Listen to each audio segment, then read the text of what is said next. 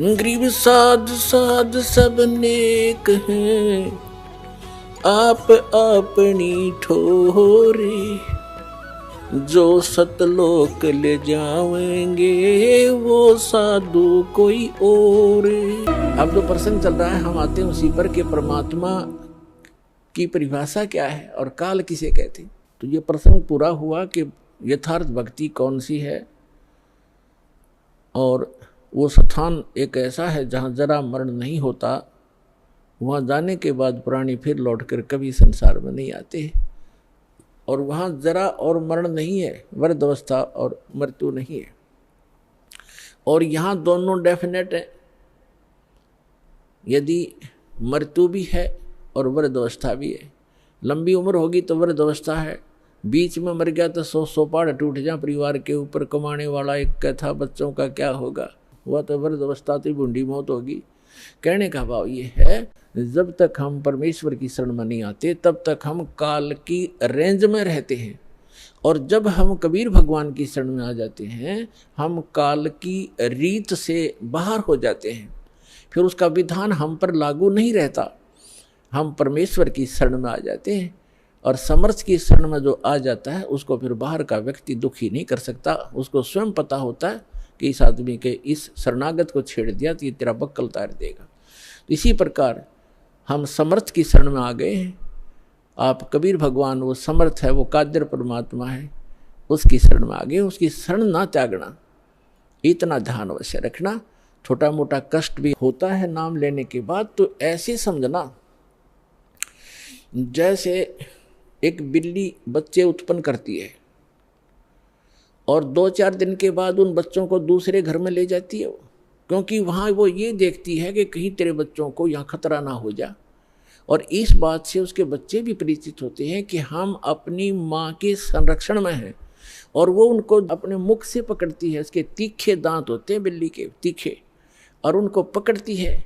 और बच्चों को पीड़ा भी होती है, वो ऐसे सुकड़ जाते हैं, ऐसे लटक जाते हैं, और महसूस होता है कि इनको दांतों का दर्द भी है, लेकिन बोलते कति नहीं, चुपचाप रहते हैं, उस पीड़ा को सहन करते रहते हैं, क्योंकि उनको पता है कि हम अपनी माँ के साथ हैं।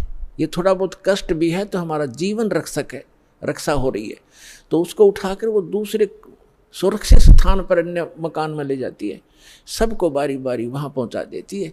कुछ दिनों के बाद वहाँ देखती है कि यहाँ भी समस्या है, तो तीसरे मकान में कहीं और ले जाएगी। और वो बिल्कुल नहीं बोलते, क्योंकि उनको पीड़ा भी हो रही है, लेकिन उनको विश्वास है कि माँ की मुख में हम भले ही पीड़ा हो रही है लेकिन हमारी जीवन रक्षा हो रही है। इसी प्रकार कबीर भगवान की शरण में आने के उपरांत आपको छोटा मोटा कष्ट भी है तो ना जाने आपका कौन सा पहाड़ जैसा दुख टल रहा है, ये विश्वास रखना, विचलित ना होना। यह प्रसंग चल रहा है कि धर्मदास जी ने कहा था कि भगवान यहाँ कितनी सुविधा दे रखी है भगवान ने, और इसको आप काल कह रहे हो। परमात्मा ने कहा, धर्मदास जैसे कसाई बकरे पालता है, उन बकरे और बकरियों के लिए वो कितनी सुविधा करता है, जिसकी अच्छी सेल होती है। एक बहुत बड़ा चरागाह बनाता है, उसको हायर करता है या मोल लेता है, और उसके अंदर शेड डालता है, झोंपड़ी डालता है बकरों को गर्मी और सर्दी से बचाने के लिए। उसमें जगह जगह तालाब बनाता है, छोटी छोटी तलैया सी, उनको पानी से भर कर रखता है, उनके लिए घास फूस वहाँ व्यवस्था कराता है। उस सारी व्यवस्था को देखकर वो भोले प्राणी ये समझ बैठते हैं कि हमारा मालिक, हमारा स्वामी कितना दयालु है, हमारी कितनी केयर टेक रखता है, सारी सुविधाएं प्रदान करता है, हिंसक पशुओं से बचाता है, चारों तरफ से बाड़ लगा देता है, और अंदर वृक्ष हैं, झाड़ बोझड़े हैं, फल घास फूस है, गर्मी से बचने के लिए शेड है, सर्दी से बचने के लिए व्यवस्था शेड है। तो वो इस सारी व्यवस्था को देखकर वो मान बैठते हैं कि जो हमारा ये स्वामी है बड़ा दयालु है, ये परमात्मा है। और जब वो कभी उनके बीच में आता है तो वो सारे उसको प्यार देने के लिए उसके चारों तरफ कोई ऊपर को पैर फैलाता है अपने सीने से लगाने के लिए, और वो उसको चाटते हैं प्यार से, जीभ से चाटना चाहते हैं, उनको एक विशेष रिगार्ड देने के लिए। वो तो चाट रहे हैं जीभ से, और वो कसाई देख रहा है से हाथ लगा के, और वो खुश होते हैं कि हमारा मालिक हमसे प्यार कर रहा है। वो देख रहा है कि ये कितना मांस हो गया, कितने का बिकेगा, और वो सोच रहे हैं मुझे हमें प्यार कर रहा है। तो पुण्यात्मा परमात्मा कहते हैं कि जिस समय उस कसाई को 5-10 बकरों की आवश्यकता पड़ती है, बकरियों की, तो उस समय वो ये नहीं देखता ये किसकी माँ है किसका बेटा है। एक परिवार के 3-3 इकट्ठे भी आ सकते हैं, उनने तो मोटे मोटे छांट के और वो निकाल लेने जो अच्छे मांस युक्त हो गए, घनी बिक्री होगी।